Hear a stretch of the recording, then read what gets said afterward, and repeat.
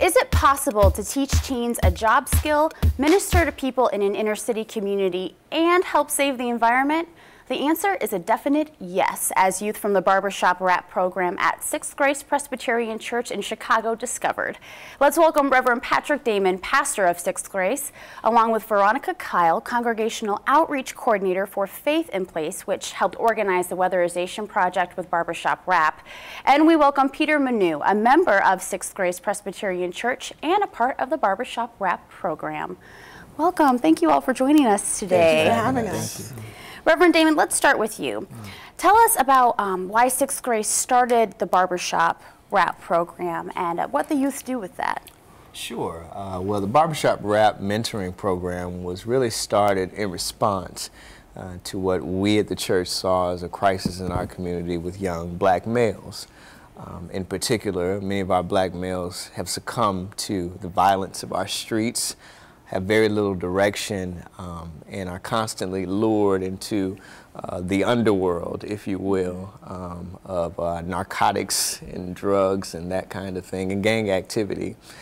We want to provide a safe haven by which young males could come together in a safe space. And we know that the barbershop has always been a place in our community where people have gathered to talk about the prevailing issues of the day. And we wanted to replicate that for young black males so that they could come in and have that space to talk about their dreams, their aspirations, their goals, as well as to have positive mentorship that would help them to develop a plan for their life. How does the Weatherization project tie in with the Barbershop Rap mission? Well, I mentioned one of our primary aims with the Barbershop Mentoring Program is to help provide for a plan for these young men's lives. Many of them don't have the direction that they need in order to think about what life can be beyond the environment that they're in. And so as much as we can expose them to, we feel like it will enable them to become productive world citizens. One of the ways that we find ourselves in this world and how we respond to the world is how we respond to the environment that we're in. A lot of times the environment that you're in dictates how you feel about yourself. And so what we wanted to do is get them connected to how they can help to make their surrounding environment a little bit better so that they then can also help themselves to feel better about themselves. Now, Veronica, you've been a part of this program as well. Tell us a little bit about Faith in Place. Well, Faith in Place is an environmental organization. We've been around, this is the 11th year. We work with over 700 faith-based congregations and organizations, schools, etc., on issues of environmental stewardship. And that can be everything from as simple as me going into a congregation to talk about and do workshops with leaderships on how to start a green team, how to have an energy audit in your congregation, what are your light bulbs, what are you using, what's your utility bill, you know, those kinds of things, all the way to partnering around green initiatives. Particularly our focus is obviously to be better stewards, to avert or at least halt some of the issues with climate change.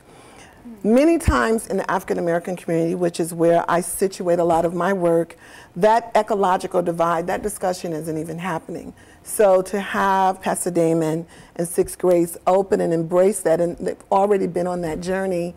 The barbershop mentoring opportunity was just a wonderful marriage for us because we are cultivating young environmental leaders for our community.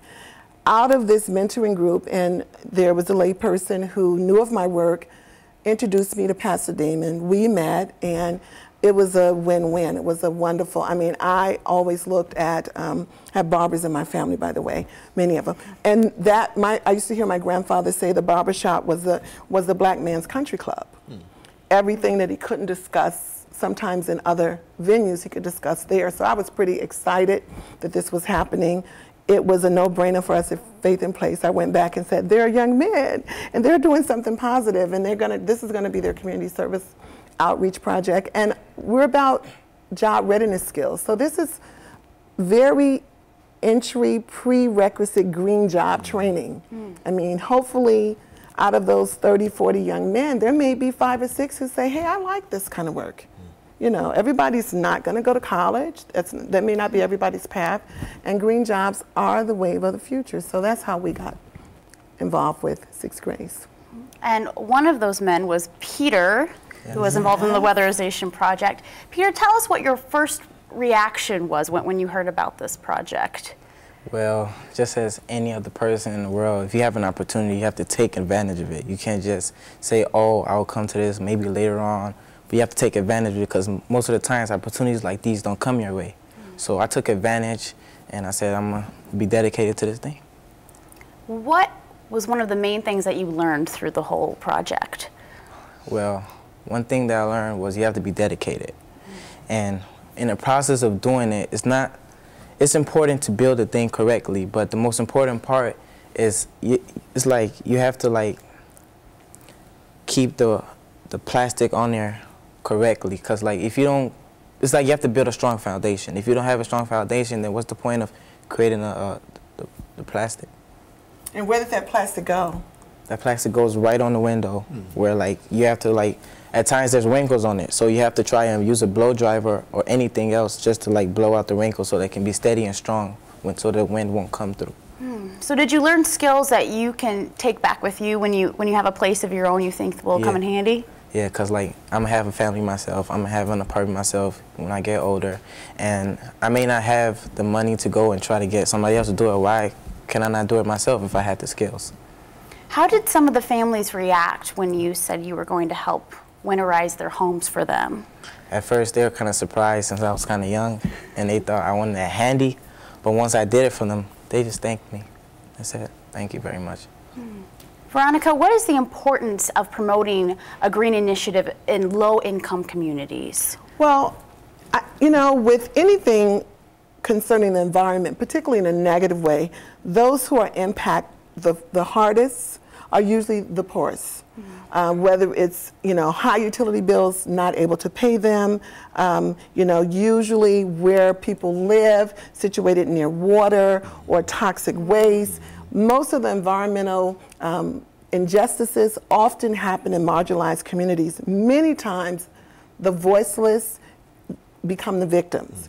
And so for us, if you empower people and have people understanding, because we didn't just talk about let's put the plastic on and let's put the foam seal. Why do we need to do those things? Because we need to save our planet. You know, if you can save energy, if you can cut down on your utility bill, perhaps you can buy fresher produce locally to feed your family.